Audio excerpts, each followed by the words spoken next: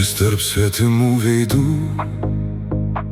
tarp mesto triukšmo ir šešėlių, kur kiekvienas kažką kalbėjo, bet ne vienas jo nesuprato. Jis slėpė skausmą akyse ir šypsojos kiek tik galėjo, o naktimis prie lango vienas tyliai į žvaigždės žiūrėjo.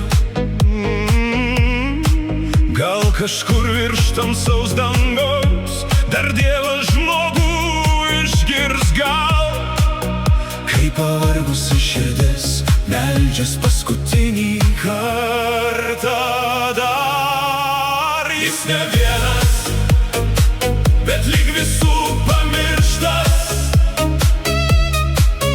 dar gyvas, nors gyvenimo sutryptas. Ir tarp žemės ir dangaus jis ėjo per savo šešėlius, su nuodėmėm ir su viltim, tarp svetimų žmonių.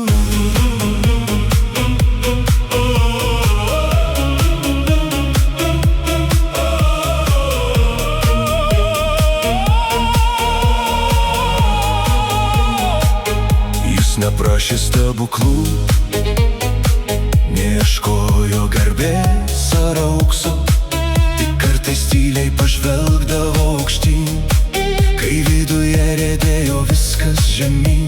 O ir kiek kartų norėjosi viską palikti kažkur už nugaros, bet Dievas vedė jį toliau per netektis ir sunkias mintis. Ir kiekvienas jo žingsnis lyg išpažintis ne žodis, kur už tylos slėpėsi baimė, o po skausmų gyvenimui meilė.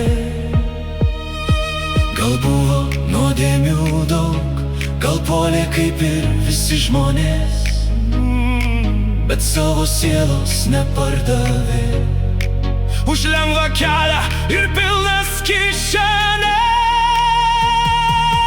Jis ne vienas, bet lyg visų pamirštas, dar gyvas, nors gyvenimo sutryptas.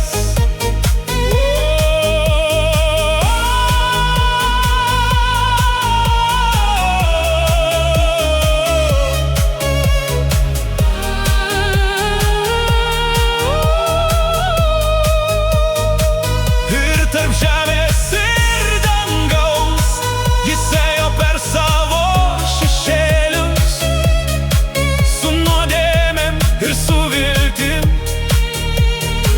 tarp svetimų žmonių.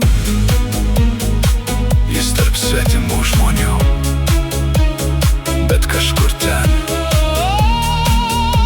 virš visų žemiškų nelaimių, Dievas dar saugo gyvus ir tokius.